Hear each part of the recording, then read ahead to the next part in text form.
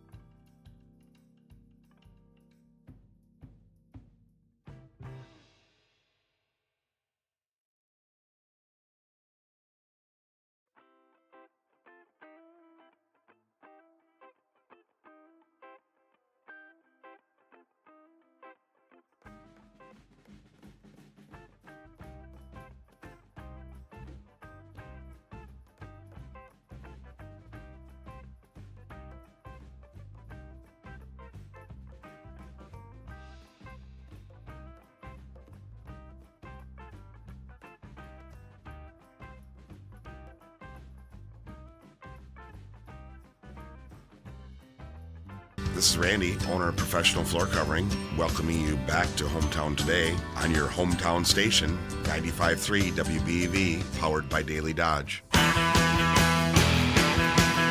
And welcome back to Hometown Today. I am Justin the Ninja Wilski. We've got Charlie Dern in the production booth. And now sitting next to me in the pit, we've got Wally. And Wally, please tell everybody your last name again. It's Lukaczynski. Lukaczynski. Okay, we're getting there. We're getting there. You're doing a lot better than you're giving yourself credit for. I mean, I have one of those complicated last names, so I get it. That's why I love Ninja. It's easy, it's simple, everybody gets it, no problem. Exactly. It's like Wally. There you go. Very defining names, easy to remember. Everybody knows Wally. Well, we're going to start this first segment off, and we're going to do a little bit of shameless self-promotion because, we own the radio station. We can do that. That's allowed. To start off with, you may have heard Wade talking about, and Sherry at the end of the last show, we do have some Brewers trips coming up.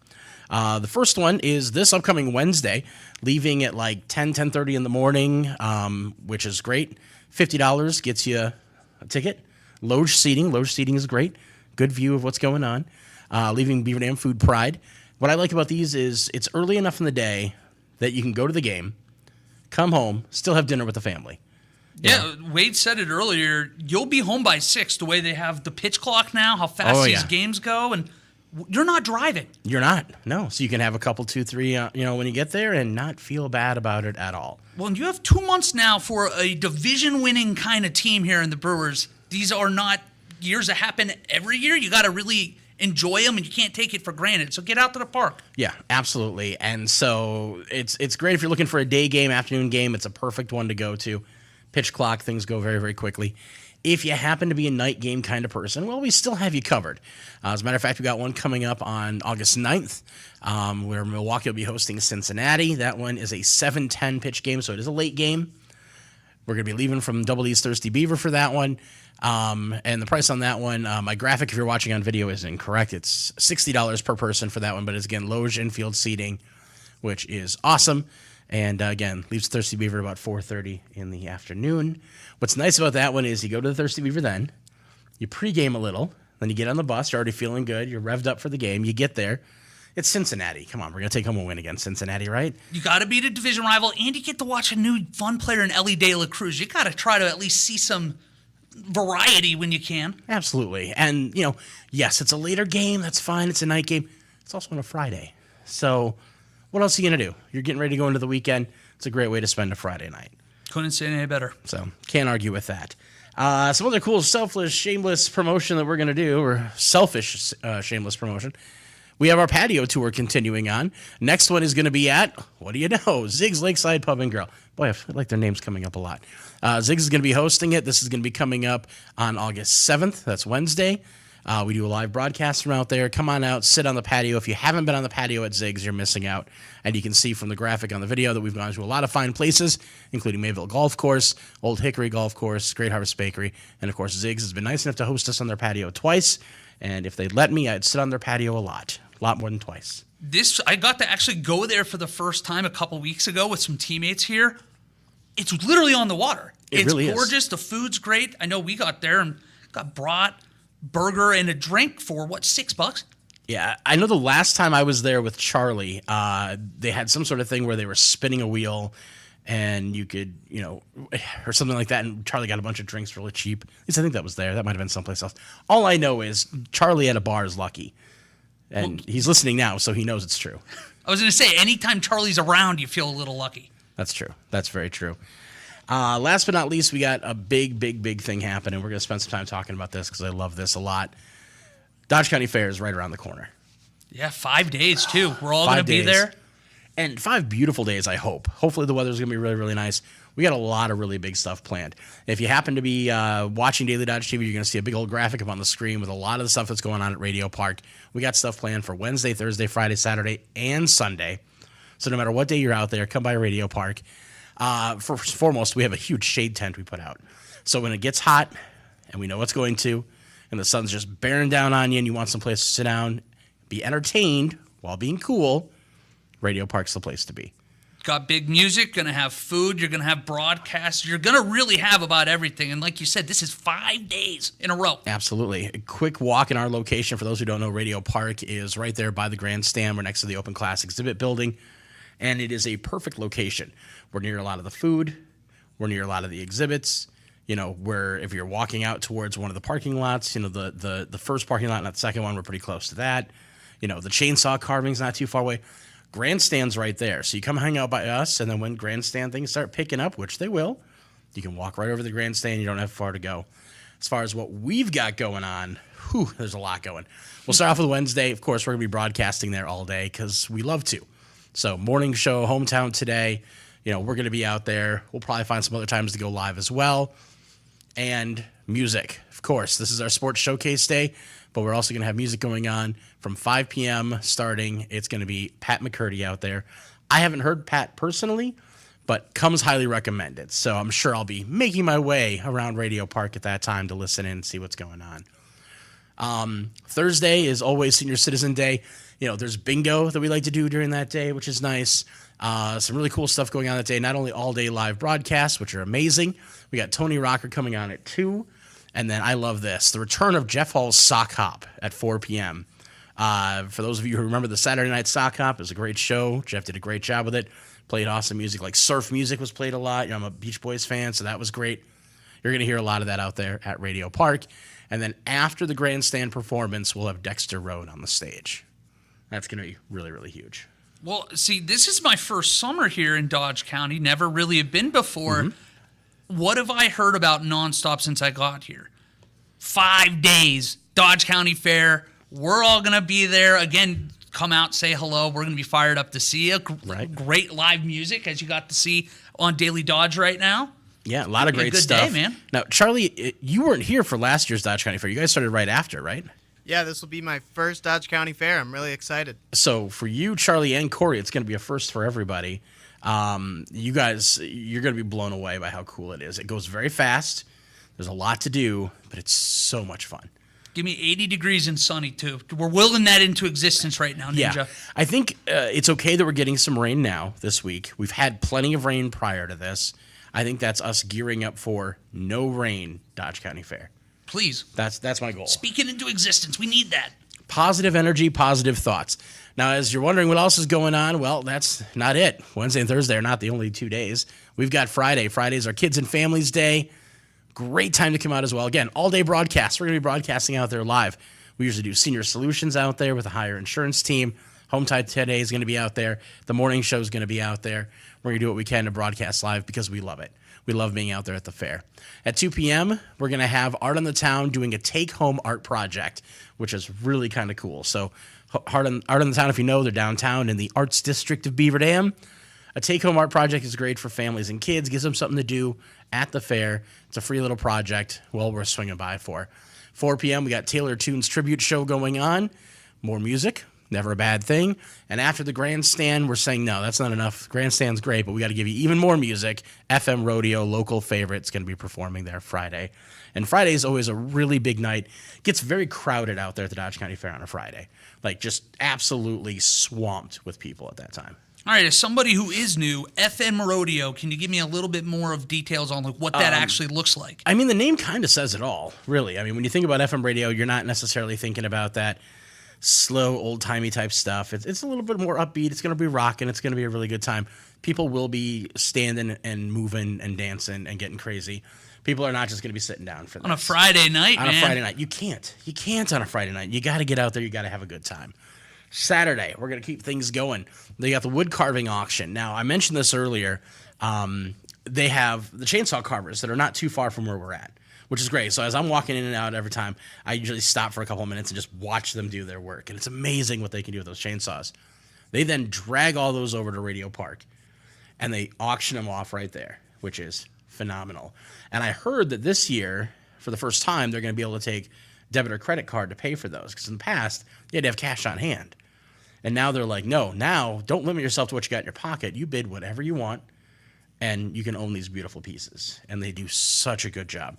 So highly, highly recommend checking that out, watching them a little bit. I'm sure you'll find time to make your way over there and watch. It's if you're like me, it's one of those things where it's just a brain cleansing, like, blank out and watch and just enjoy. It's a white noise. It's a lot like you see those ice sculptures. That just is fascinating to me to see how talented people are. And, like, how do you even get into something like this for the first time? Like, got a chainsaw, let me make something crazy out of it. It's mind-blowing to me. Yeah, it's absolutely crazy. And to watch them move, like, they'll take a whole log and they'll stand it in front of them and they'll turn it several times just looking at it. And then they'll start. And then, like, I almost turned into a gamer. I'm sitting there like, what are they making? What's it going to be? And you finally get to the point where you're like, okay, now I recognize. And then they take it above and beyond. So highly recommend checking that out. Again, that's going to be on Saturdays, the auction. They'll be carving them up before that. Auction at 3 o'clock on Saturday. Then we've got an event I am so super psyched about. We've got at 5 p.m. the Radio Rumble with Frozen Tundra Wrestling. This is going to be huge. I'm so looking forward to this. I know it's Wade Bates' kind of baby to get it in there and see if we can make it happen. It's the inaugural, and our hopes that it becomes the first annual. But, oh my goodness, it's going to be exciting. Are you a wrestling fan at all? I'm a diehard wrestling fan, and watching in person is so much better than on TV, and that's great already. But yeah, come out. We're going to have, sounds like a great little show for you there. Yeah, it's going to be a lot of fun. I've already volunteered. If they need somebody to take a chair, I'm willing. I'm fine. Oh, for sure. You know, if that's what we got to do. If I got to take a bump, I'm ready to take a bump. We got to make it entertaining. But of course, then we have the grandstand. Again, it's going to be playing music at the grandstand. And you can check out those headliners, of course, at the Dodge County Fair website. But then we're going to have our own entertainment after the grandstand.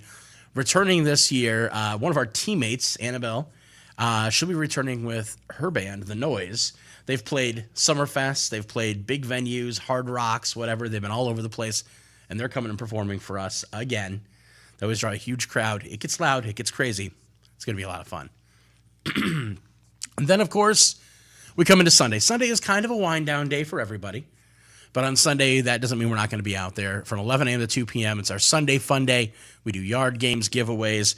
Kayla usually spends the whole day out there just looking at all the swag we have left and just being like, hey, come on over, play some games. Here's some, hats, or here's a keychain, or here's some stickers, or whatever. Just to, continue that interaction and keep things going. And we have a really good time with that. It's a lot of fun. Well, and that's just the week before the opener for Beaver Dam football this year. So this is a great way to kind of end summer, get yourself prepared, go into fall. And like you said, it's a nice Sunday fun day, wind down day. It's a really good way to kind of send summer off into the distance. Absolutely. And I know for me, I don't know about anybody else out there who's listening, but one of my favorite things about the fair is just people watching. Like, there is something that's cool about seeing some 4-H kid walk by, pulling their cow, and they're just so proud of themselves. They are literally, they're preening, they're on display, and it's great. And I love it. Like, that kind of positive attitude for what's going on. The fair food is amazing. I'm a food guy. You know it. You and me both, man. So the fair food is always amazing. The sounds, the smells, everything. It's great. You just said it. This might be potentially a hot take, a little weird. Yeah. But my dad and I, for the longest time, I didn't want to agree with him. Okay. The animal smells, it still smells good to me. It smells like summer. So, yeah, it's gross, but right in the same way, it kind of just takes you to summer. It's 80 degrees, sunny. Right. You got fair food, great music. So give me the smell. I grew up in the city, but I spent plenty of time on family farms, out in the country, doing things. It brings you all back, Yeah, and it's a lot better than that, like, sewage smell you're getting in a city. So give me that natural all day. Exactly. And maybe the cow barn isn't your thing. Maybe the sheep barn isn't your thing. Maybe the pig barn isn't your thing. Small animal. Go to the small animal. Bunnies, guinea pigs, chickens, turkeys, ducks. I mean, go in there. That's just a lot of fun, and the kids love it. So, well worth checking out. Anything in particular you're looking forward to out there at the fair, Charlie?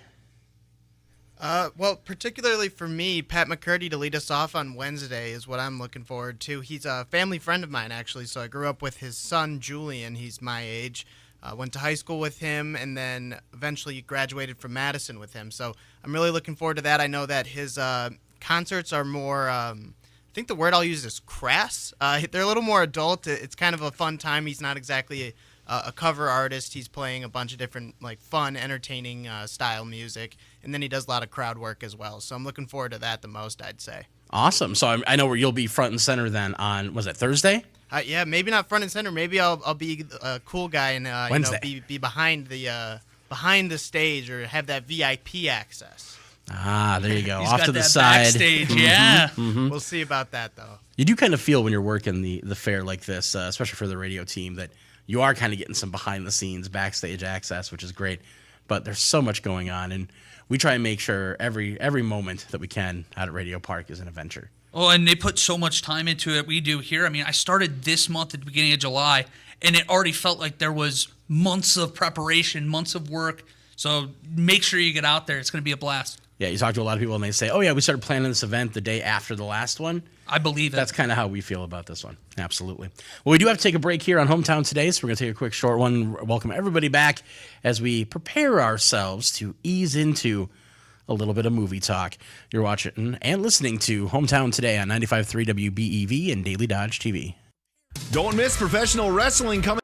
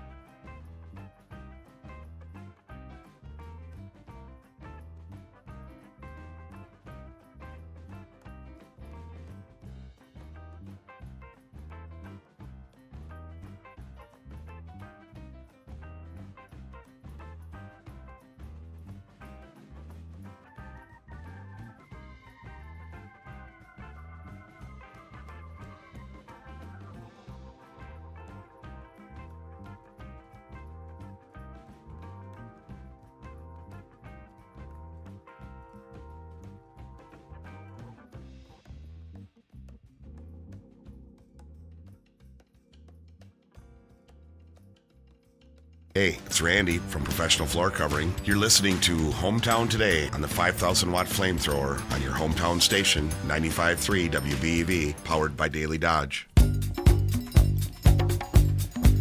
All right, and welcome back to Hometown Today on 95.3 WBEV and Daily Dodge TV. Now, at some point, we're expecting to get a call from Park Village Shopping Center from Diana Ogle. So I'll keep my eyes on the screen up there. Charlie, if the call comes in, by all means, say something. Don't leave me hanging out here. But while we're waiting, let's go ahead and get started on some of our movie talk, because we've got a lot of stuff that we can potentially cover. We're going to start off with movies that are in theaters right now, because we're about to have some rainy days. You really can't be outside. You don't want to be fishing. Sports stuff is kind of winding down. You want something to do. Hitting the movies, never a bad thing. Big fan of the movies. So let's start with some stuff that's in theaters right now. We're going to start with one, Fall Guy. You guys heard anything about Fall Guy? No, but I love Ryan Gosling. I know a lot about this. I've heard a lot, and it didn't do well. It was supposed to be a big hit, or that's what the studio wanted, and it kind of flopped. Yeah, it hasn't been doing very, very well. I love the premise of it, but I'm not sure it's the movie we need to be seeing right now. Now, this is where Ryan Gosling's a stuntman, if I'm not mistaken, correct? That is correct. So the premise, for anybody who's wondering, let me give you a little background information first and foremost. It is rated PG-13. It's an action drama film, 2 hours and 7 minutes long, starring Ryan Gosling and Emily Blunt. Two big names in Hollywood. Two very big names in Hollywood. It's supposed to be funny, and I've been told the comedy is there, but you see it coming. I haven't seen it yet. I definitely want to check it out because I am a fan of Ryan Gosling. I am a fan of Emily Blunt. But I feel like the story is something that maybe we've seen before in different ways. Because it's like, okay, he's a stuntman. Lead actor on the movie gets kidnapped. He gets tapped to go find him. So stuntman has to become the actual action hero. And in the end, he's trying to get the girl who happens to be the director, who's played by Emily Blunt. And it's like, okay, but we've kind of seen this before. There was a Sandra Bullock movie with Channing Tatum, kind of did the same thing, where they had a Brad Pitt cameo, and it was the whole concept of, the stunt man, the pretty boy, whatever, he tries to get the girl and steps up to be who he can be. We've seen it before. It maybe has been done better before. I'm not super surprised this isn't making a lot of money. What surprises me, though, is speaking of Gosling, because man crush right there all day. Right there with you. I can't think of a movie that I've watched of his that I haven't enjoyed before. And I think you will enjoy this one. I think if you watch it, you will enjoy it. You're just not leaving thinking like I just watched a groundbreaking new cinematic experience. Nobody's walking out of that. And Charlie, I don't think you've seen it yet, have you? I have not, but I do know, well, I guess what I was kind of thinking it's kind of like Once Upon a Time in Hollywood, where you've got the stunt driver, and then Ryan Gosling did Drive, which he was like the getaway driver for. Right. So it's kind of like a bunch of those combined, and then it's based off of, I think it's a 70s TV show. Yes, I believe so as well, yeah. And you're correct. It's nothing that we haven't seen before. Unlike Once Upon a Time in Hollywood, where there's subplots and subplots that really kind of bring the movie together. It's not just, here's the stuntman and the stuntman steps up. I don't feel like this one's going to have those subplots. It's going to be very basic level. Everybody's going to be able to understand it. Everybody's going to be able to get into it. Nobody's going to walk out talking about Oscar nods. It's not that kind of movie. It's just entertaining for the sake of entertainment. Go have fun for like 90 minutes. Kind of a movie. Absolutely. Ninja, real quick. I think the Oscars are adding a stunt, or they're trying to get a push to get them to add a stunt category, and they're literally trying to get it from this movie. That's their goal. I mean, I've heard the stunts are amazing in it. I don't know how many of them Ryan Gosling actually did, which is ironic considering the role he plays in the movie. He's not exactly Tom Cruise, is what you're saying? Yeah. He's not that kind of guy, which I love. You mentioned Tom Cruise. There's a great interview out there where somebody, I think it was Matt Damon, was talking with Tom Cruise, and they were talking about a movie that Tom Cruise was about to do, and he was like, I really want to do this amazing stunt, and he detailed the stunt out. And he was like, and I brought that up to the stunt man and the stunt coordinator, and they looked at me and said, no, it's too dangerous. So I fired him and hired a new stunt coordinator. It's like, I don't think that's how it's supposed to work. If the guy in charge of safety says it's too dangerous, maybe you say, okay, we scale that back. No, he's the one that actually was scaling the Burj Khalifa, if I'm not mistaken, right? Like, for real. It wasn't just CGI. No, that was actually him doing it. Crazy to me. Yeah, I guess that's the power of Scientology for you. So yeah. Fall Guys, check it out if you want something that you're going to enjoy, but you don't necessarily have to think while you're watching. Yeah, for that purpose alone. The next one we're going to talk about, I think, is maybe a little bit more fun. And this one's called Fly Me to the Moon. I believe Sherry went and watched this, maybe with Larry. This one's kind of a fun one. Channing Tatum, Scarlett Johansson. This is a PG-13 comedy romance movie, 2 hours and 12 minutes long. Also has Woody Harrelson and Ray Romano in it. Kind of an interesting, fun story. To give you a synopsis of it, they're essentially working on filming the moon landing just in case we can't actually go to the moon. Oh, see, I thought it was just that this movie was the reality that we didn't go to the moon, and it was like a tongue-in-cheek movie. No. Wow, okay. I don't know if in the end, because I haven't seen it yet. Yeah, it is one that's on my list, because, again, huge cast list. Love Woody Harrelson, love Scarlett Johansson, love Channing Tatum, love Ray Romano. So I don't know. I mean, my prediction, I'm like, maybe they will make that happen at the end. They're like, oh, we couldn't get there. Or maybe there'll be something really funny and silly where they're like, we made it, we were there, but the footage got lost. So, hey, luckily we have. Who knows how they're going to make this go. But it looks like it's going to be fun. It's a romantic comedy. So if you want a little romance, Scarlett Johansson, Channing Tatum, you can't go wrong, right? I just mentioned that Gosling's my man crush. It's like 1A, 1B with, I guess there's 1C with Zac Efron too. Oh, but yeah. Channing Tatum and Ryan Gosling. I mean, you got The Notebook. You got, not The Vow, Last John is what I was thinking of. Yep. Well, of course, Magic Mike. Magic Mike. Yeah, some eye candy there. What are your thoughts on this one, Charlie? So I've got a couple things. Does a rom-com ever need to be more than 90 minutes long? This is 2 hours and 15 minutes. It is a long one, yeah. You are correct. It probably doesn't need to be that long. But at the same time, it's really hard to find a movie that's under an hour and a half nowadays. Yeah, I know. I'm kind of stuck on my 80s movies days, watching the hour and a half, hour 45 long movies. But yeah, I don't know about this being 215. And then it also was a $100 million budget. And Ninja, what we once talked about on the air, that this is a potential money laundering movie. Oh, yeah. And we do have a caller here. I'm assuming this is Diana. I'm sure. Oh, yeah. Let's go ahead and put her through. I'm sure she's got a take on Fly Me to the Moon. Good morning. Good morning, Miss Diana Ogle. Happy Monday. Hello, Diana Ogle. How are you today? Ooh, I'm blessed and unstoppable today. I knew you would be. What's going on over there at Park Village Shopping Center? I saw something about groundbreaking in the parking lot. Buddy, we are making this such a... Oh, I'm telling you. So we've finished some of the parking lot over in front of where the new Hobby Lobby is going. So I got a sneak peek inside there. 65,000 square feet of just yum. So we've got that going on. I want to thank all the folks that make it all happen at the Park Village Shopping Center. Adam Griswold from Griswold Excavating, Mark McCullum Electrical, and we got Carl and Lori Brame from Wonder Creek Nursery. They just make it all look good. Yeah, I saw the video. I luckily have one of the people blessed to be your friend on Facebook. And I saw you posted the video of inside, and the first thing I thought is that is a wide open canvas that is eventually going to be filled with canvases and yarn and cloth and all the other things that Hobby Lobby offers. Yeah, okay, absolutely. So I think the trucks are going to start rolling in probably the end of August, and we'll start packing that in there. But in the meantime, I was talking to the good folks over at Dunkin' Donuts. I was there twice last week because you can't. Here's what they got at Dunkin' Donuts. For $2, you can get 2 donuts. That sounds like a great deal. You can get a medium coffee. For $2, you can get a couple of egg wraps. And I'm like, what? Are you kidding me? So I got to have a donut because I think there's a food group in there somewhere. Mm-hmm. And I'm telling you. So I was in there talking to them, and get this, they're going to do a Beaver Dam pepper donut for the Pepper Fest in September. Oh, that's awesome. Isn't that going to be good? She goes, we can do like a pepper frosting on it. And I'm like, sweet.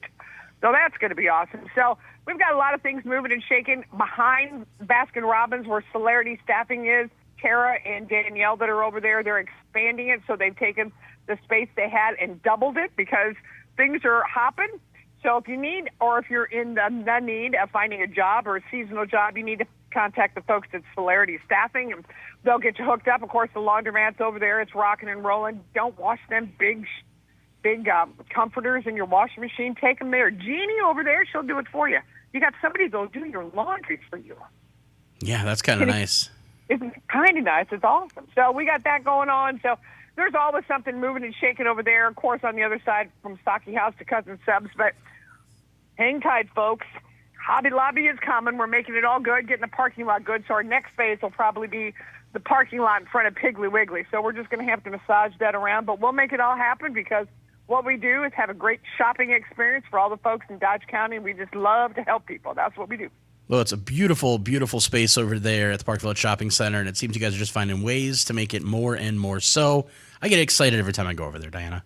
I do, too. It's a great place to be. I love it over there. So thank you for everything you do at the Radio Range. We love you guys. Well, thank you for calling in and taking the time to give us that update on the much-anticipated Hobby Lobby. Absolutely, my friend. Have a blessed day. You as well. Diana Ogle with Park Village Shopping Center. We do have to take a break, so we're going to go ahead and do that now. When we come back, we're going to touch on what Charlie said about a tax write-off movie. So we'll get to that here on Hometown Today on 95.3 WBEV and Daily Dodge TV.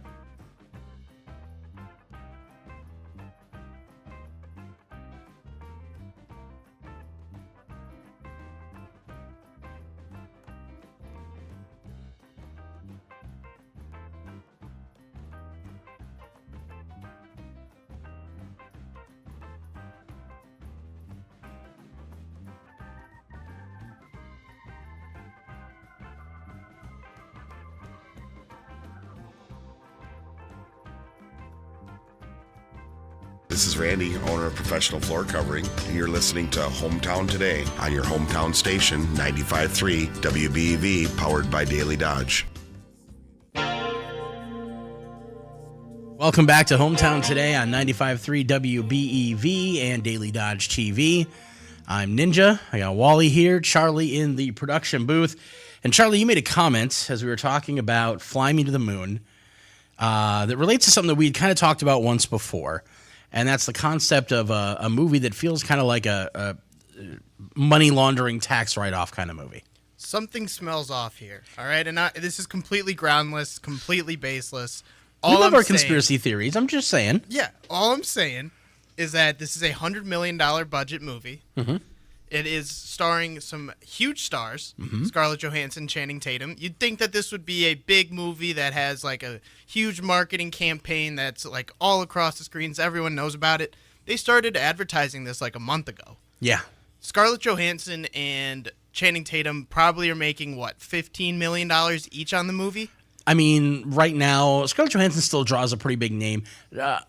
As a lead, I would say yes, they're both making 15. If they were just supporting roles, I'd say they're probably walking away with 8. Right. So let's call that about 30% of the budget right there. Where's the other money going to? Like, I don't think this is some like huge CGI movie. I mean, maybe they needed to really film the moon landing to make that work. I guess so, yeah. All I know is that this movie, it was tracking to make about $10 million on the opening budget, and opening weekend.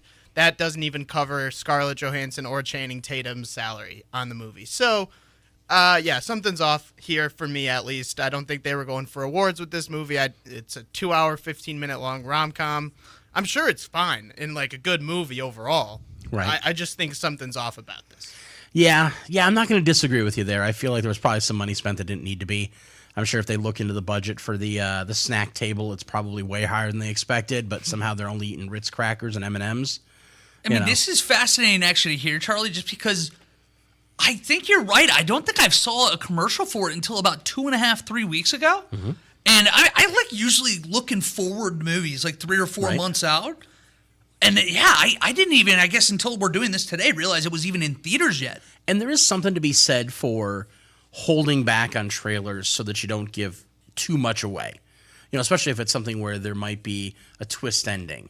You know, M. Night Shyamalan was well known for putting out his trailers and then giving you half the information because he knew that, you know, if he gave out more, misdirection. Right, you're going to get caught. And so you could say maybe that's what they did. Maybe they didn't want to put too much out there because they want people to know how the movie was going to go. It's not a suspense thriller.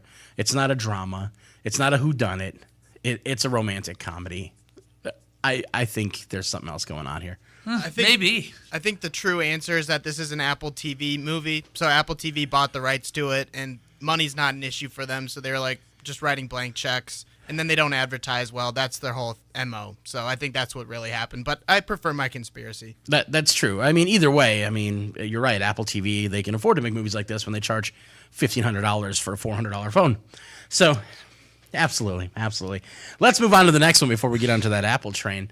How about this one for you, Charlie? What are your thoughts on Bad Boys Ride or Die? So I've heard that this is really good. I haven't seen this one yet. I heard it was really good. I heard it was... I forget what the next Eddie Murphy movie was in his Beverly Hills Cop 3. I heard that was more of a nostalgia grab, but I heard that Bad Boys, this is like Bad Boys 4 at this point, that this one's really good actually. I heard it was really solid, it held up, and the action's really cool. I saw this one shot of this like reverse cam that Will Smith was holding on his chest while he was filming, and it was really cool. It looks really awesome, and it made a lot of money. Which is great, and it's still there in theaters now for people who want to check it out. It is rated R, action adventure comedy, hour and 55 minutes long, which is not bad. Will Smith, Martin Lawrence, Vanessa Hudgens. Looks like a good cast. I will say, have you seen any of the Bad Boys movies? I've seen the first one. Okay, Wally? It's a great franchise. It is a great franchise. They've always been like the buddy cop thing, but with these two, they're different enough personalities, but it's not perfect strangers level of different. And they play off each other really, really well. They both have their own attitude. I'm not at all opposed to this film at all. It's one I probably won't get around to seeing in theaters before it's out, but I'm sure once it hits digital and streaming, or once it's available on DVD, I'll be getting my hands on it. Now, my question for you is that, because these have been around for what, probably 20 years now, the Bad Boys, maybe even 25 years? Yeah. So, like, they were young men. It was kind of a hardcore, like, new school cop show or movie when it came out forever ago. Are they leaning into the fact that they're getting older now, and it's kind of, or are they still doing the Fast and Furious kind of still at the top of their game thing? Yeah. No, I don't think, I'm hoping it's not a Fast and Furious kind of thing where we think it's just a year after the first movie kind of thing. I'm hoping they're really playing it like they're aged and they're experienced, but they're still hardcore and they're not afraid to get out there and kick butt. Yeah, like after a shootout, Will Smith and Martin Lawrence are like, wow, like, what are we doing here? This isn't as easy as it used to be. Right, a little bit more like Lethal Weapon, you know. Exactly. Oh, I'm getting too old for this. Yeah, that kind of thing. Yeah. Let's hope. But, you know, if you like action, adventure kind of movies, I think that's right up your alley. This next one, I think, is a series that's done really, really well. This is the prequel in the series, A Quiet Place Day One. Charlie, have you seen any of these? I've seen the first two, and these are, like you kind of said, they've done really well. They're not really actually like scary horror movies. They're more thrillers than anything. Mm-hmm. This one I'm curious about because it doesn't star Emily Blunt in it, and I'm not even sure if what's Jim from John Krasinski. Yeah. I'm not even sure if he's even in this one. He does. He is listed on the cast list, so I don't know if that's he'll be showing up at the very end of the movie or something. I don't know for sure, but he is listed on the cast list. Otherwise, it's got Joe. His name's Joe something. Yeah, he's in the Fantastic Four. Yes. And there's a few other names on there. African-American actor, I always get his name wrong. It's like Djimon Hounsou, something like that. African actor, does a great job. He's in it as well. It's PG-13. It's a drama, horror, sci-fi, hour and 40-minute runtime is perfect. If you've seen the other movies, this is, of course, Day One. It's a prequel because it's meant to be Day One. It's when things are kicking off and getting going. I think that's probably what a lot of people were wanting to know about when they were watching it. It's kind of like for those who watch like the Last of Us TV series, and they're like, okay, I want to know how this started, how'd this kick off, how did everybody get infected by mushrooms? Here, how'd this start? How'd these creatures show up that attack you if you make a sound? How did people learn that? Yeah, it's an alien invasion movie, so it's kind of more of the War of the Worlds. Cloverfield kind of movie. Yeah, I was gonna say Cloverfield. And all these, the Quiet Place, all three of these movies so far now have been under an hour and 40 minutes long, which, like I was complaining about earlier, that's a perfect length of movie for me. That is a good length of movie, especially if you're in theaters, because it's enough time to get through your soda, eat your thing of popcorn, and not feel like you need to get up and go get a refill. Well, and the scary thriller kind of is the same as rom-com. You really, at some point, you don't need more. Right. An hour and a half is perfect. You keep your attention span, especially nowadays where, 90 minutes without looking at your phone, it feels like a mental achievement. And directors, writers, they love these horror thrillers because you can have long shots that are building suspense, doesn't require writing a lot of dialogue, doesn't require putting a lot of thought into getting the characters' lines down or whatever. It's just a matter of how do we set the scene to convey what we want to convey. Then we let the actors do what they do. And I'm a huge fan of the horror genre. We've talked about this before. Yeah. So I think this is one that, as a fan of also sci-fi, might be worth checking out. Of course, this one, hits streaming as soon as it's out of theaters. It's going to be huge for that. But well worth it if you want to see it on the big screen, I think. Let's keep going with horror films. How about a horror thriller? Longlegs, rated R, hour and 41 minutes long. I knew nothing about this, and then I saw that it's got Nicolas Cage, Blair Underwood, and Micah Monroe in it. I hear Nick Cage, and now we're flipping a coin. It's either going to be great or it's going to be Nick Cage. So what do you guys think? Charlie, I don't know if you've seen, I know you're on X as well as I am. I didn't know anything about this movie either, but for the last week and a half, I have seen nothing but positive reviews on Twitter, and it's making me at least kind of intrigued a little bit to go and see this one. So, yeah, I'm going to kind of push back. So, yes, okay. on Twitter, it's like Wally's talking about. It's been it's taking over Twitter. Everyone's talking about it. that's kind of how horror movies go. But this one, so it's based on a true story. I'm not sure what liberties they take. Haven't seen it. But I do know that Nick Cage plays like a really awful, like despicable person, and the person that he plays wears like a mask that when they're committing these egregious crimes, and it's supposed to be terrifying, right? And that's what everyone's talking about is this big reveal of what he looks like with the mask on, and it's super scary. And then I saw a picture on Twitter, and I'm like, he's just wearing a mask. It's not that scary, and it's really not. It's because of the terrible things that he does in the mask. So when you just see a picture out of context of him in the mask, it's like, oh, like this isn't bad at all. Right. So I mean, and that's one of those things where I sit back and go, okay, is it scary because of how they build it up? Is it scary because the mask comes off and it's Nick Cage? And he comes across such a nice guy. So maybe that's it. I don't know. I'm not putting a lot of high hopes in this one. I will check it out because it's a horror film and because it's Nick Cage. Hour 41 runtime is great. But it's not one I'm running to theaters to go see. I didn't know he was the main antagonist in this. It's hard for me to envision Nicolas Cage in like a scary movie role. Yeah. Yeah, I think if I wanted a kind of horror thriller movie with Nick Cage, I go back to 8mm, which was a very good film he did, worth checking out if you're into those kind of films. Let's move into something a little bit more lighthearted. You mentioned Despicable. We're going to jump ahead here. How about Despicable Me 4? This one, PG, adventure animation comedy. Kirsten Wiig, Miranda Cosgrove, Steve Carell, Will Ferrell, Stephen Colbert, Sofia Vergara. Great big names on what I'm feeling is going to be just another churned out Illumination, Despicable Me, Minions type movie. You could probably put out Despicable Me 39, and if Steve Carell and the Minions are still a part of it, I will still buy in. I will too. And I've got kids. They're going to want to see it. But after a while, it ceases to be this is so cool and new. And now it's like, okay, he's a dad. How despicable is he really? Well, so is it kind of the same thing for you and Shrek? Because like they announced another Shrek coming out. At some point, what new can we do? How can we actually be engaging? So I understand. It's just, yeah, I guess I'm still like a 7-year-old in heart. I mean, so I will be there. I'm there with you, I guess. What do you think, Charlie?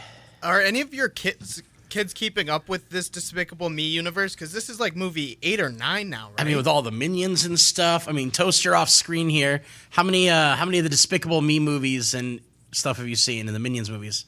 All of them except for the latest one. All but except for the latest one. Okay. Wow. Yeah, and were they good? You still enjoy them? I'm getting head nods. So apparently it's still there for the kids. I mean, you can't argue with it being PG. Why is it PG? Because there's going to be a little bit of violence and, weapons and whatever. But probably worth taking your kids to, especially if they're younger. And if that's not your go-to, if you're not in the mood for an Illumination movie, Inside Out 2. Now, this one I'm kind of excited for because Inside Out had a whole different thing going on that was new and exciting and just different for Disney.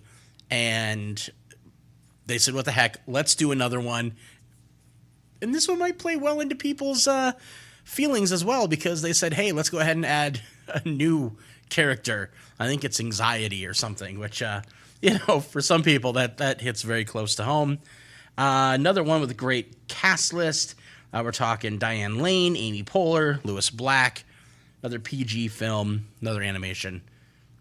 First one definitely got me stirred up a little bit. I know it's probably far enough now, it's not really a spoiler, but when Bing Bong is singing the song, it still hits me. And emotional. Yeah, I mean, this is just, it's a really clever premise to a movie. And yeah, as a guy that's basically has that anxious anxiety monster in my head clicking the button nonstop, I'll be interested to see how they play into that.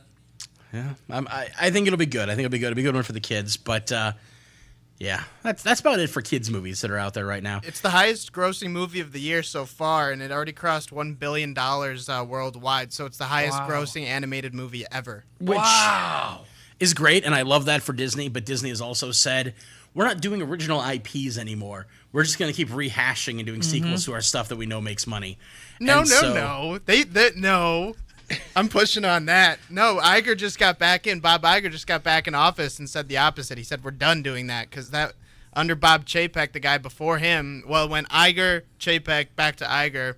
Chapek, yeah, he was like, yeah, we're going to play the hits. We know what makes money. We're going to do that. And now Iger's wants to reinvent that. Well, Iger, you better not let us down. And on that note, we do have to take a break at the top of the hour. We'll be right back on Hometown Today on 95.3 WBEV and Daily Dodge TV.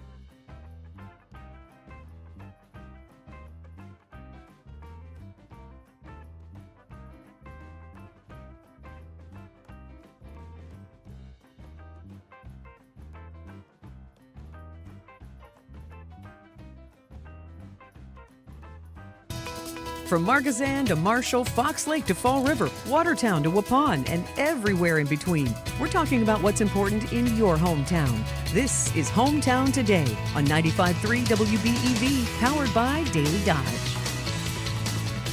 And welcome back to Hometown Today on 95.3 WBEV. Again, I'm Ninja with Wally and Charlie up in the production booth. being the voice in our heads, as we are all the voice in yours, hopefully for good reasons. We've been talking movies, and I touched a nerve with Charlie and Disney films before we went to break. And I will say that I am very much hopeful that Bob Iger does right by Disney. Disney was part of my youth, many people's youths, some of the greatest movies to come out of there. Sure, yes, Lion King is just Hamlet. That's fine. I love Shakespeare. That worked for me. But things like, their take on Rapunzel with Tangled, thought that was great. To this day, I have still not seen any of the Frozen movies, and it drives my. On. It's on purpose now at this point, honestly. My kids love them. My youngest, Toast, would sing the Let It Go song like every little kid did, nonstop. And I just went out of my way to say, you know what? I'm not going to do it. I don't want to build a snowman. I don't want to do it. So I haven't seen any of them yet. Holding my ground on that one until at least when the kids move out and nobody knows I watched them. But otherwise, I am a fan of Disney. And I will say I have enjoyed what Disney has done with the properties they've acquired when they acquired a bunch of Fox stuff. Like, which ones are you talking about specifically? Oh, well, I mean, for one thing, Star Wars. They've Okay, really expanded yeah. the Star Wars universe, so I got to give them props there. Would you say Disney's ownership of Star Wars has been a net positive, though? I'm not sure I would. I'm going to say at this point it is a net break even. Yeah. Because we've seen some stuff that has not been the best Star Wars. And then we've seen some stuff that has been really phenomenal. Did you end up watching The Acolyte? I didn't get to that one. I did, and I thought Acolyte was really well done. I think it did a great job of helping to fix some mistakes.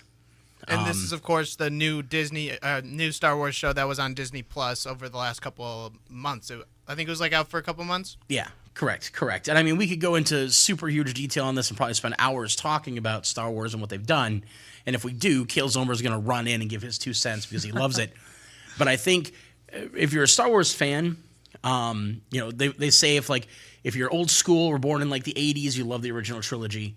And if you're born in the 90s, you kind of love the prequels. And if you were born later than that, you kind of love the new trilogy because that was your Star Wars. Okay, fine, whatever. I don't care. Like what you like. But they screwed some things up when they introduced midichlorians. It was great when the Force was just the Force. It was just a thing. Oh, no, now there's something in your blood. And that's why the Force is the Force, and you can feel it, and you can do what you do. That screwed up so many things. And now they're trying to get away from that. Oh, no, midichlorians aren't a thing anymore. Forget that it's the powerhouse of the cell or whatever it is. No, that's not a thing anymore. Now it's just an M count. All right, fine. It's still there, but you changed it. Now what Disney's doing is they're trying to find ways to make all of that make sense. They're building bridges. I saw that you were changing birthdays of certain characters and stuff, and that was really making some angry or people upset, fans, hardcore fans. I mean, when they took pretty much everything outside of the movies that existed and threw it away and said that's all Legends continuity, people got scared. They were like, "This is gonna be another MCU 400,000 universe timeline thing. What's gonna happen here?" And I think they're doing a great job of picking and choosing and bringing stuff back that makes sense to rebuild that continuity. So I give them props. That's my 2 cents on that one.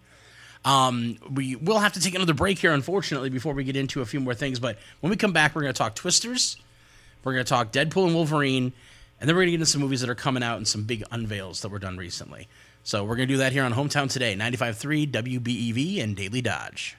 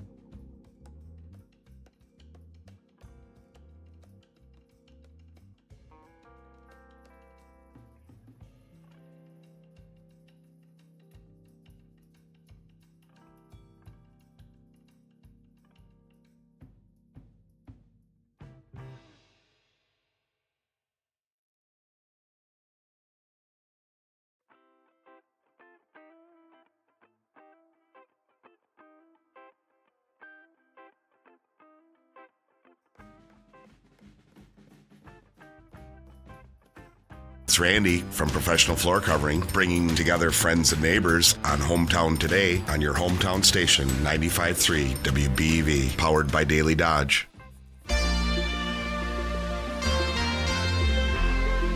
And welcome back to Hometown Today, 95.3 WBEV. Coming back with a little flash dance. What a feeling.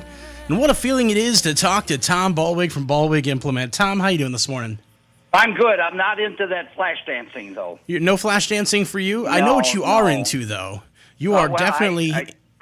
I'm into a lot of stuff, but not flash dancing. Well, I know you're into saving people money over there at John Deere, Ballwig Implement. Well, we're always trying to do that, but even more so than saving money, it's getting things you can have some fun with. Oh, tell me more. Yeah, that's the gators and the compact tractors and all of those things.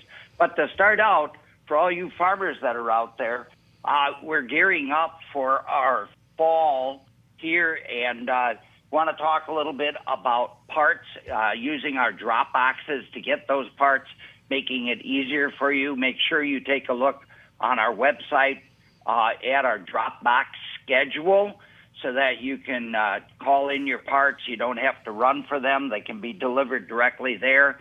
We also have our parts catalog for fall is on the line right now, so you can go in there and you can view it at ballwig.biz, and there are specials that are in there.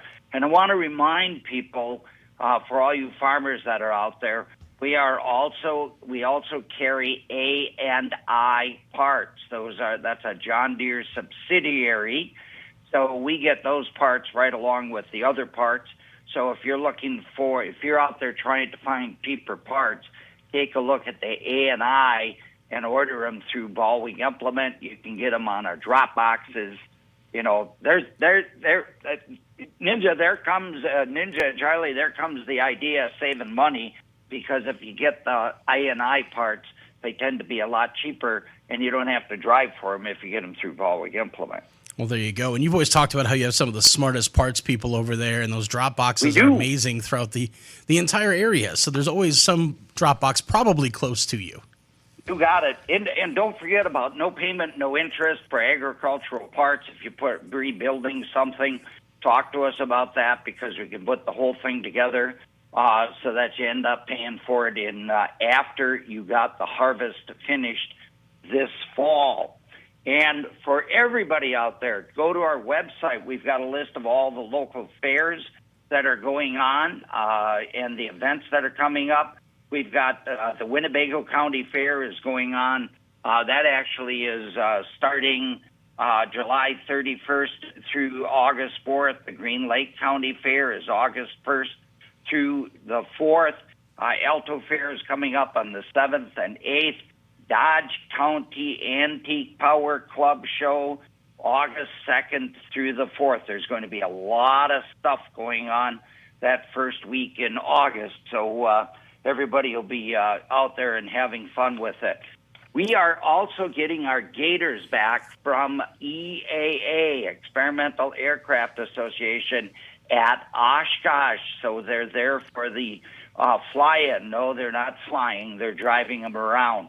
These are new gators. They qualify for the new programs, and they have qualified for the new warranty. And just recently, John Deere has announced a $2,500 off on the 835 and 865s. Those would be the M's and the R's. That's, tells you how much specifications on there. And that is the cab models. The cab models have $2,500 off on them. We also have programs. In lieu of that, you could also go for a program that would give you anywhere from 0% for 36 months to 3.5% for 84 months. So if you are looking for a gator, or especially if you've got a gator and you want to trade up to a newer one, this would be the time to do it. We still have a few of the 23 models left over, so make sure you ask us about that. We're really dealing on those.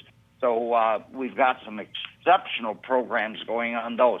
And don't forget, all you ag guys out there, We got combines and low rate interest on select models of those combines, and we got a good selection of bigger forage boxes. So if you want to trade some of those smaller ones in and get trailer-style Myers forage boxes, we've got used ones and new ones on hand. And you can find out all of that at Ballwig Implement. Either go on ballwig.biz. You know, Ninja, Charlie, you guys should be looking at those pictures rather than the stuff you normally look at. Well, ballwig.biz is my one-stop shop for everything green, that's for sure. There you go. There you go. And call us at 324-3537. That's the Waupun number. Or 887-2728. That's the Beaver Dam number. And if you happen to get into one store or the other store, they can easily transfer you to the other one, no problems whatsoever. So all of that at Ballwig Implement going on here the last part of July and the first part of August. Awesome. Well, Tom, it's always a pleasure to talk to you. We look forward to seeing you out there. I'm sure I'll see you around at the Dodge County Fair, as we always do. And until then, keep it green. You bet. We'll see you. Have a great day. Bye now. Thank you. That's Tom Ballwig with Ballwig Implements. And love the Gator when he brings out Dodge County Fair. I drive around that quite a bit. I'm still embarrassed about realizing that what a Gator was. I grew up just calling those carts. I called that the trainer on the sports teams would drive one of those. That's like her cart. Mm-hmm. Nope, that is in fact a Gator. I thought that was more of a tool, an attachment that you'd put on a different ag tool. But yeah, yep. Now I know what a Gator is, so I'll never forget it. Well, we'll move right past that so we don't embarrass you anymore on that one. Instead, let's see what you know about this next topic. This is a movie that I've seen and Wally has seen. Don't know if you've seen it, Charlie. I haven't seen the new one. I've seen the 90s version. Okay, so we're talking Twisters. PG-13, action, adventure thriller, 2 hours, 2 minutes long. Glenn Powell, oh boy, is he pretty. Anthony Ramos, Daisy Edgar Jones. Technically the sequel to Twister. Now, Wally, I know you've been wanting to talk about this one. Lay it on me. What do you got? Man, I'm itching because, first of all, Twister, the original, was my favorite movie growing up, made me want to be a storm chaser. So, super tornado nerd. I was worried because I've seen movies like Into the Storm or Supercell, and they do a good job, to a casual fan of weather or disaster movies, right, to get their point across. But this one and the original did a great job for the weather nerds out there that are like, wait, this is actually tornado genesis. This is a mesocyclone. It was, from that perspective, awesome, and I loved this movie, and I couldn't recommend it enough. Without giving anything away, obviously, for people who are fans of the original movie, they did a great job of paying homage to that, tying some things in, but I'm willing to say, at least from my point of view, this was not a gratuitous money grab sequel. It stands alone. Completely agree. If you see a sequel, without spoiling this one either, if you see a sequel to this in the next couple of years, I think you're probably more in that vein. Right. The way the movie leaves off, but Easter eggs throughout. If you saw the original, great, you're going to love it. If you didn't see the original, you don't need to for this. It's not really that tightly wound of a story that you have to see that 96 version. I will say one of my favorite parts, without giving anything away, I won't say who he was in it or what, but Bill Paxton's son did have a cameo in the movie. Oh, I did not even know that. He did in honor of his father, who obviously was in the original. And I won't say much more than I loved his cameo, but hated his character. I'll just say that. But he is in the movie, and it's nice. So that's a nice way to pay homage. It's a nice way to kind of bring it together without making it just a, it's them part two, or recasting everybody. Because, there was such a great cast for that first movie. You couldn't beat the first cast. I know that Philip Seymour Hoffman, you and I talked about it.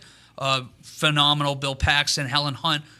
Helen Hunt not in this that's not really a spoiler. It's kind of planned, but I kind of like that where you leave the great characters and don't tarnish like the whole storyline of what you Right. did in the 90s. Sometimes you want nostalgia without rehashing. Completely agree. And I think this did a great job of that. Any plans on seeing this one in your future, Charlie? Yeah, there's a couple up in the air right now that I want to make for my next Tuesday $5 movie watch. So it's between this and Deadpool and Wolverine. So not sure if I'll do it. I will say I didn't know that Bill Paxton passed away because I was wondering why I haven't really heard from him during like any press for this movie. And well, that's too bad. But that's cool that they then had his son in the movie. Was it a bigger role than a cameo? It was just a cameo. But when you recognize him in it and you see him in it, he looks a little bit like his dad, but not too much. Not enough that it's like creepy. But yeah, it's one where you, again, love that it's a cameo, hated the character. The other thing that I find cool about this movie, and I guess I follow a little bit closer than the average person, and it might be a little inside baseball, but when they make movies, a lot of times they are making them for themselves in Hollywood, like the West Coast, and then a lot of the movies come from the East Coast, New York, Boston, that don't end up playing towards the Midwest crowd. Right. And, well, if you have noticed, that's a lot of people that it makes up. And I've heard that this movie does a good job of doing like I heard there's a rodeo sequence or stuff like that they kind of are making a movie for other people other than the people on the coast. And if you know Glenn Powell, you know he finds a way to get his parents in every movie he does, and they are in the background of that rodeo sequence. So he's a big fan of that. He's a giant mama's boy, and it just makes him even more lovable. We do have to take another break, unfortunately, and we're going to lose you, Wally, for this next bit. But thanks for coming on and talking movies with us, and thanks for being here for the Twister part, because I know you're a huge fan, and we'll talk more about it ourselves later, spoiler full. But you are listening to Hometown Today on 95.3 WBEV, powered by Daily Dodge.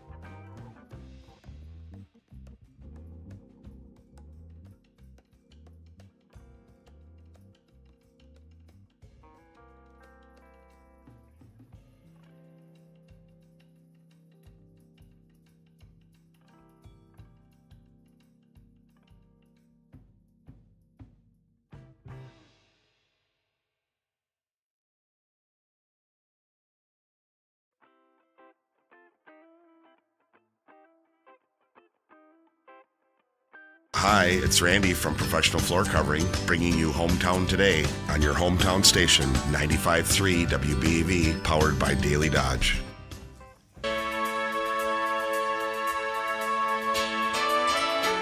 And welcome back to Hometown Today on 95.3 WBEV and Daily Dodge TV. Just me here in the Daily Dodge television studio, but I've still got Charlie chirping in my ear and, of course, chirping in all of yours as well. Charlie, we're going to touch on this next movie that's in theaters right now. Not going to spend too much time on it other than to say that I really, really love the movie, but it is definitely not a family movie.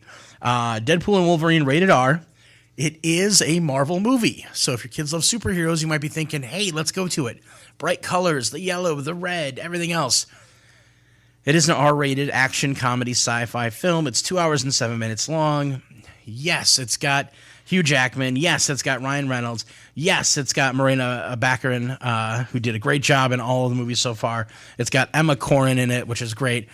Good cast, really well put together. But I will tell you, the F-bomb gets dropped in that movie like 114 times. Yeah, I could imagine. Yeah, if you're worried about the language, yes. If you're worried about graphic violence, yes. If you're worried about, just it being hardcore in Deadpool, well, yeah, that's exactly what you signed up for. If you were expecting to get a Disney-friendly, family-friendly kind of film, that's not what this is. Take your kids to see Despicable Me 4. Take your kids to see Inside Out 2. Just don't take them to see Deadpool. Don't be the reason to walk out and be mad at a film when you should have known what you were walking into. I've heard it's supposed to be really good. I've heard it's definitely R for a reason. I did see that it's on pace to be the first ever R-rated movie to gross $1 billion. Which is funny because I think the original Deadpool grossed $1 billion. That I don't think the first. I know for sure that one was not R. Oh, wasn't it? I thought it was. I'll get that up right now because, let's see. Oh, it was R. Yeah, I was gonna say I think it might be the first R-rated Disney movie. Oh, that's probably it. To hit $1 billion because Disney has a few of those like umbrella companies that are under it that it kind of owns that it uses to kind of pathway to their more adult-oriented films, the R-rated films, the westerns, things like that, where there might be, guns and violence and stuff of that nature. So I pulled it up, and so it shattered the record that was previously held by Deadpool 1. Mm-hmm. So Deadpool 1 in its opening opened with $132 million. Deadpool and Wolverine opened up to $205 million, so about $70 million more, which is significant for an R-rated movie. Yeah, absolutely. I have seen some jokes out there. I don't know how you feel politically one way or the other. It doesn't really matter because the joke's still funny. But people were saying like, Kamala Harris raised more money in her opening weekend than Twisters did. And Deadpool and Wolverine raised more money in its opening weekend than Kamala Harris and Twisters combined. So, that's a lot of money, regardless of how you look at it. That's a lot of money in an opening weekend. And I don't imagine we're going to see too much of a drop-off on that because it was really, really good. Let's get into some movies that are coming out. If you're in the mood for M. Night Shyamalan, we talked about him a little bit. He's got a movie coming out called Trap. This one actually looks interesting. PG-13, crime horror mystery, hour 45, perfect runtime. Josh Hartnett, Haley Mills, Allison Pill. What do you think? I'll definitely be watching this. I'm really curious about this movie because they give you one of the twists in the trailer. So it's not a spoiler to say it, and maybe it's a red herring or they're trying to lead you the wrong way. But in the trailer, so it's like they're at a concert, and it looks like it's a movie that it all takes place in one night.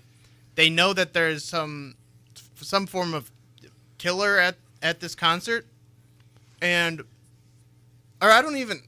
They tell you a twist in the trailer of the movie. Yeah, so they basically tell you it's not a regular concert, and that they're there to entrap a known serial killer. And then in the trailer, don't they tell you that it's him? They essentially let you know it's him. And so I'm very curious to see how the twist hits on this one and how they because it's M. Night Shyamalan. He's got to have a twist. So right. So that's what makes me think that isn't the main twist of the movie. Yeah, there's a good chance there's something else going on there. And I've tried to debate with people on what we think the twist might be, and you and I can talk about that at some point in time. We won't go into depth on that here because it's a long laundry list of things they could do to change it up. But I'm curious if this is going to be back to the classic M. Night Shyamalan days, talking Sixth Sense and Unbreakable and Signs, or if this is going to be like, Lady in the Water kind of thing. Have you seen Old? Yeah, that's another one. Yeah. Old, and then Knock at the Cabin was all right, but it certainly wasn't great. Yeah, we'll see what comes of that. Another one that's hitting. This one's family friendly. This one you might want to take your kids to. Harold and the Purple Crayon, based on the books. Zachary Levi's in this one. He's also there with Zoe Deschanel. It's a PG-rated movie. It's an animation live-action combo adventure comedy, hour 32. It looks like it's going to be a fun movie for families. It does. I'll admit it, like total blind spot for me. As a kid, never even heard of these books, so I have no idea what to even say. Is this a popular kids book still, or was this more a kids book when maybe you were a kid? Or I'm not entirely sure because I don't remember the kids book either, so I don't know if maybe it was more popular over in the UK or something. I don't have the full story of the gist behind it. I'm sure there's some teachers out there who'd have this book in their classroom and know it. But it does look like it's fun. I mean, the whole thing is, here's Harold. He's got a purple crayon, and whatever he draws comes to life. And sometimes that works out really well, and sometimes it's not so great. So, worth checking out if you're into a family-friendly movie. You're looking for something like that. Something that maybe isn't family-friendly. Let's pivot over to a PG-13 movie hitting on August 9th. The previous two, by the way, Trap and Harold and the Purple Crayon, hitting August 2nd. Coming out August 9th, we've got the Borderlands movie. If you're a fan of the video games, you might like this or you might hate it. I've heard a lot of mixed feelings on it, but what a cast list on this one. Ariana Greenblatt, Jamie Lee Curtis, Jack Black, Kevin Hart, Cate Blanchett. Just huge cast. Has so much potential to be really, really good, and has so much potential to just really not do the video game justice. And it looks like we do have a caller. Good morning. Welcome to Hometown Today. Hello? Hello, you're on the air. Oh, I don't want to be on the air. Oh, okay. All right. Well, hold on, and I'll talk to you off the air then. Yeah, well, we do have to take a break, so let's go ahead and do that now works. on 95.3 WBEV, powered by Daily Dodge.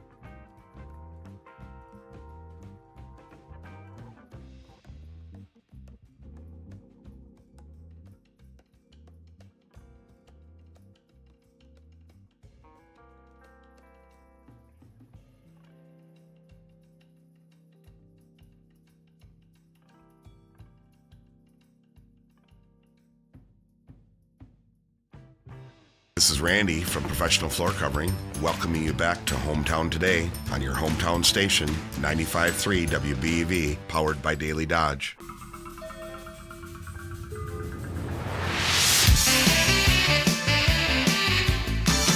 And welcome back to Hometown Today on 95.3 WBEV and Daily Dodge TV. I am Justin the Ninja Wilski. We got Charlie Dern pushing the buttons, spinning the dials up in the production booth for us today. And we've reached the last segment of the show. A few things we're going to talk about for what's coming up in news for movies. And then we're going to get to talking about a series favorite that me and Charlie both watched over the weekend. And awesome series of movies. But Charlie, first, did you know that San Diego Comic-Con is going on right now? I did, yeah. I've been, over the weekend, and I know I'll let you break it, but over the weekend, a lot of the news that was coming out about the Marvel projects, it was pretty fascinating. Yeah, absolutely. I saw three big things kind of come out of San Diego Comic-Con. I thought we'd touch on all of them real quick. The first one is, if you're a fan of the Hellboy movie franchise or the Hellboy comic books, there is a new Hellboy movie coming out. I'm impressed with the look of this one. It does feel a little more comic book accurate. It does feel a little bit grittier. It looks like it's set in a earlier time frame. There's not a lot of details. There's a little bit of a trailer that was out, but it's one that looks pretty good. It looks like it's going to be a little scary, a little action adventure-y, but if you're a fan of the Hellboy series, I think it's going to be right up your alley. Have you seen any of those, Charlie? So, long answer short, no. But I also feel like I'm not sure if I missed the boat on Hellboy or not. When was Hellboy like peak popular in American culture? Well, I mean, the comic books kind of hit in the like 90s. And then there was a movie series that came out, two movies that had Ron Perlman starring as Hellboy. And he did a pretty good job because he's big and, he fit the role. And he had that jawline and that look, which worked for him.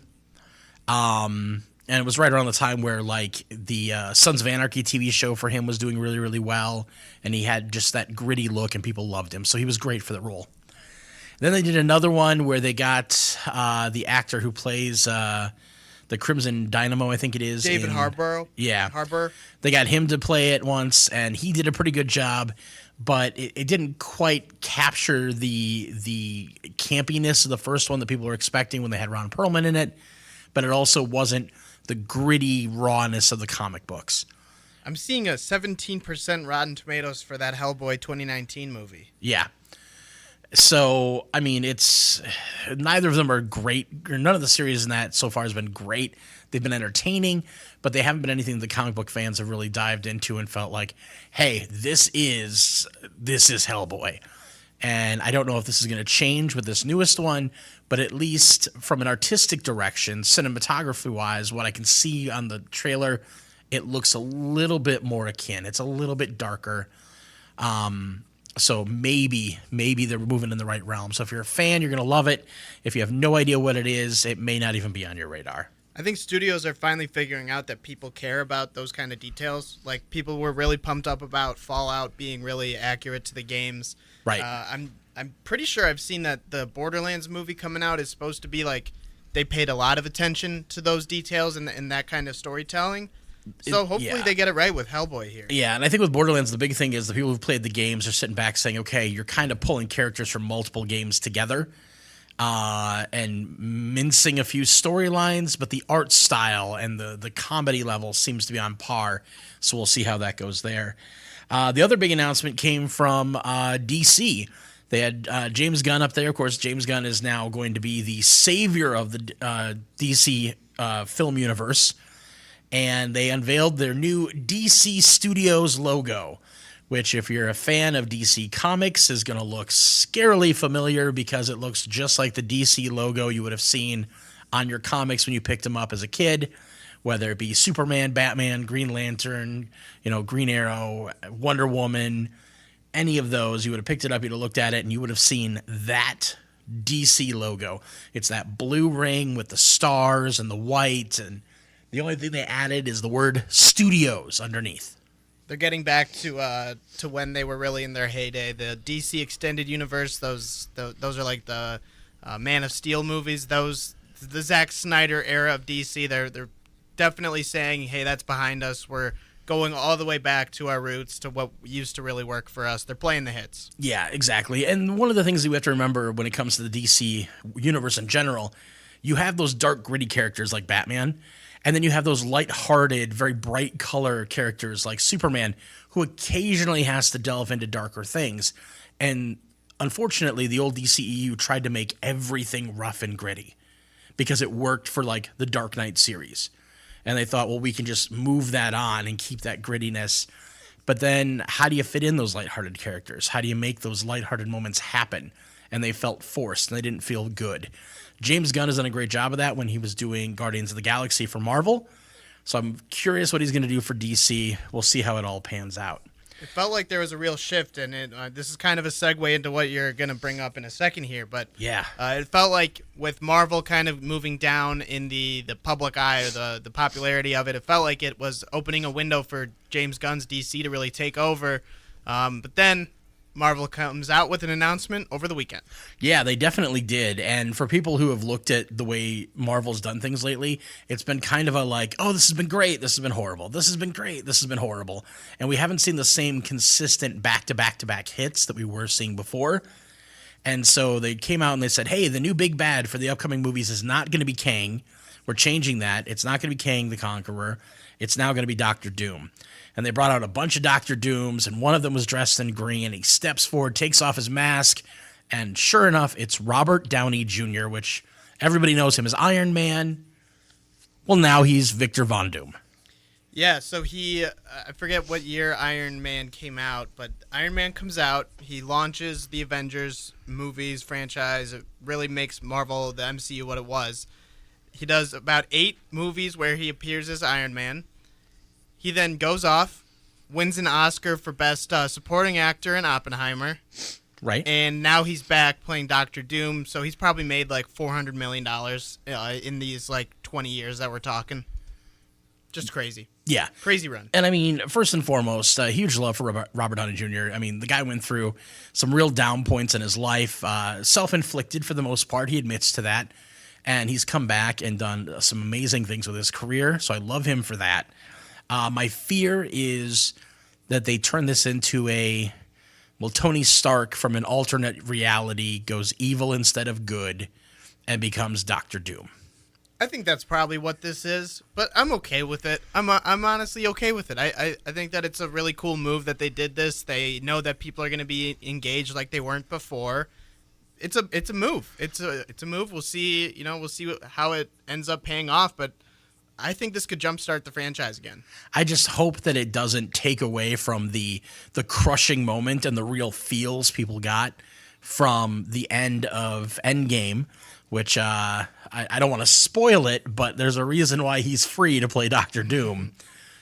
Totally, and I know that they've, like you were talking about with Star Wars earlier, that they're kind of like correcting mistakes in Star Wars. Right. Marvel, they went on a weird little run there where the show Secret Invasion, I watched it. Right. They ended up saying that like a bunch of events that happened were not real or as we thought they happened in the other movies, and it was like, wait, what are we doing here? Like, what's going on? And now they're doing this move. I gotta just wait and watch it and see what actually pans out here before I have a final say. But yeah, I do agree with your reservations or your being nervous about what they're gonna do here. Oh, I'm glad you're on par with that one with me. But let's get into lighter conversation here. We've talked about going back and changing things, and there is no series that does a better job of talking about going back and changing things than a beloved series. I enjoy it.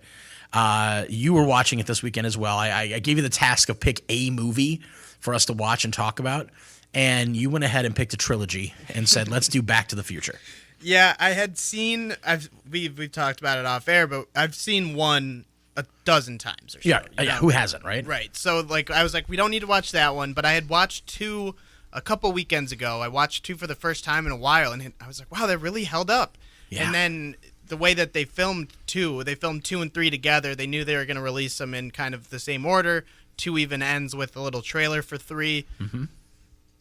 I then watched 3 over the weekend, and 3 even held up better than I thought. Yeah, I mean, they film these in such a beautiful way where you can really watch 1, 2, and 3 back to back to back, and it feels fairly seamless. I mean, from the end of the first one, which is, Marty, we gotta, it's your kids, we gotta go back. No, Back to the Future. And it's like, oh, well, okay, now that makes sense.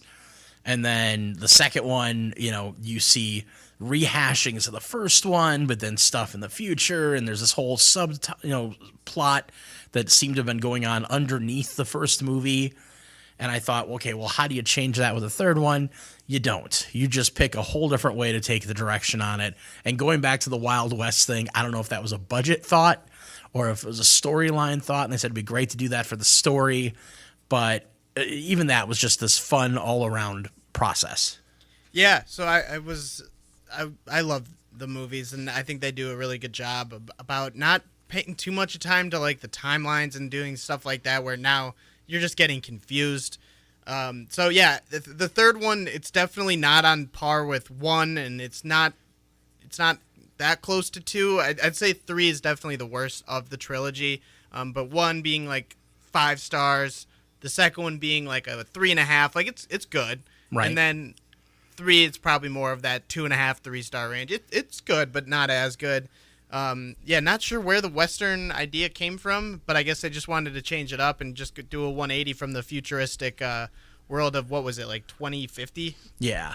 Well, and the whole concept of like, oh, well, the car will work fine if you can just fix this one part in 1955. And then now we've gone back in time and we're back in the Old West. And, oh, well, everything on it would work fine except we have a puncture in the fuel line.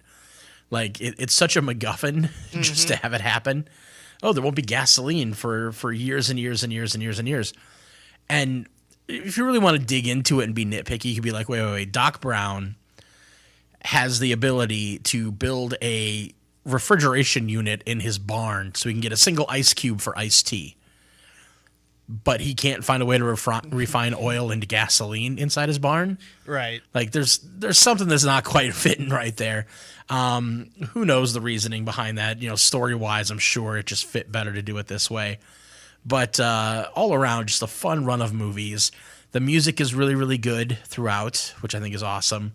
I love that they have this continuity of characters. I mean, you've got Biff, who then, later is, was it Butch? I think in the third movie. Yep, Butch. And, there's such a nice tie-in to have him play it all the way across in all 3 generations. And, having Marty play his own, like, great-great-great-grandfather, but also, himself, or should I say Michael J. Fox playing Marty and his own great-great-great-grandfather. Well, and the story of Michael J. Fox getting the role of Marty McFly is interesting. Are you up to date on that story? Well, I do know that it was supposed to go to somebody else. Eric Stoltz. Right, and they filmed a huge chunk of his stuff. So they originally wanted Michael J. Fox on the role, but with family ties going on, it created a scheduling conflict. Right. So then they put Eric Stoltz in the role. And then after, he filmed like a third of the movie or half the movie, they then just pulled him and gave it back to Michael J. Fox, who is now free to do it. So that's just a weird sliding doors moment. And I know Ben Stiller, Johnny Depp, John Cusack, and Charlie Sheen all auditioned for the role of Marty McFly. But I don't really see any of those guys doing it. I guess I could see Ben Stiller doing it, a young Ben Stiller. Maybe, but I feel like Michael J. Fox just brought a particular energy to it. That frantic energy that you would expect, a Marty McFly to have. So I think he did a great job with it. I know there's also a lot of drama around them having the casting of Crispin Glover in the first one, and then him being able to reprise his role in the second and the third, and how they did it, and it was. He had a bunch of pushback on one of the movies. I think it was 2. He wanted to be making more money or something like that. So then they kind of didn't really have him in the second movie, and all the press he did for it. I think it was he wanted the movies to really dig into a deeper level of everything, like have more of a pull your heartstrings more. And I don't know. I'm cool with them not.